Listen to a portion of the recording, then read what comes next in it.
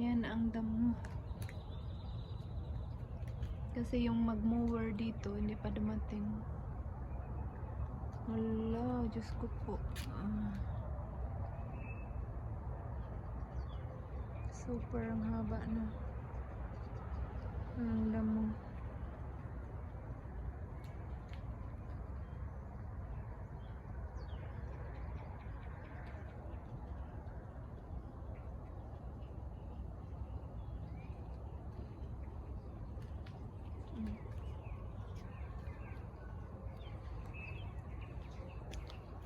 So, haba-haba na ng mga damo.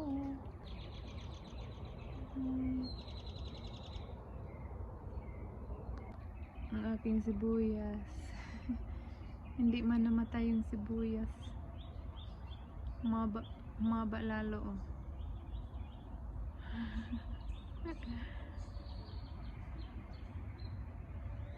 Ano kaya to? Ano kaya yan?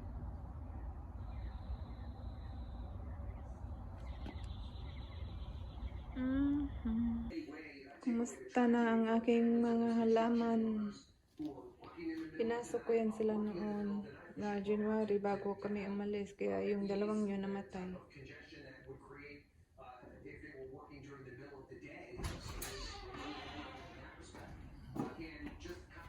Is it cold? Cold? Tapos yung plants na to.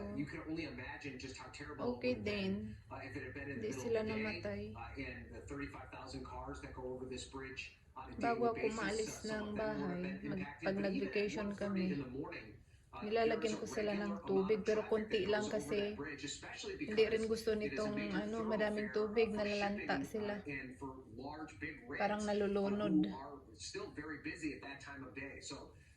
Tapos ito din siya, snake plant. Ryan, good morning. You've been there since just Ito a couple gusto of ko rin hours after yan, that ship snake struck plant na yan. the bridge and it collapsed, covering the story for us. What more do we know today? Yung snake plants na yan, okay siya, maganda. Maganda pa rin yung tubo. Maganda siguro yung snake plants kasi kahit nung nag-vacation kami sa Philippines ng 3 months, pagbalik namin ganyan pa rin. Yan, hindi naman siya nasira.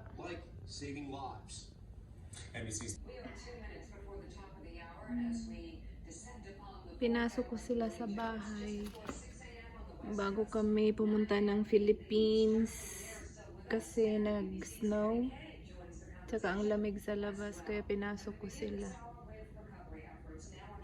Ngayon, itong nakalimutan ko kung ano nito, pero para sa daw siya, lamok. Nakalimutan ko yung pangalan. And then ito naman, hindi ko alam yung name din nito.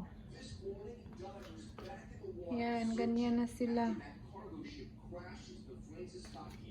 Kala ko, hindi naman siguro to snake plants.